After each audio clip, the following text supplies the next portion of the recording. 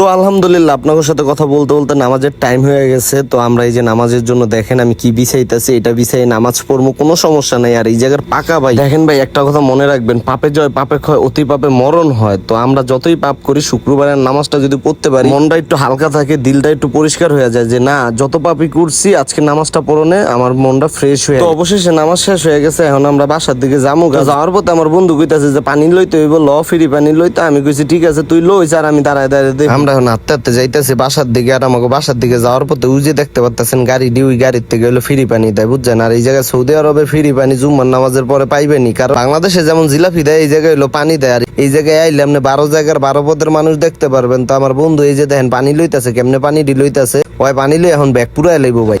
আমার বন্ধু ফ্রি পানি লইছে, এই যে লই এখন টানতাছে, আর আমি হেন থেকে একটা পানি লইয়া খাইতেছি, বুঝছেন। আমি তো বুঝেন না, আমি তো লাইনে খারাইলে পোলাবেন সাইড দিয়া দিব, এলে চিন্তা করলাম পোলাবেন লোক, আমার লাইনে দাঁড়ানোর দরকার নাই। আমার বন্ধুরে দিয়ে আইছি, আর আমি ফ্রি খাইতেছি। এ ফ্রি পানি খাওয়ার ভাই মজাই আলাদা, আপনারা বুঝতেন না।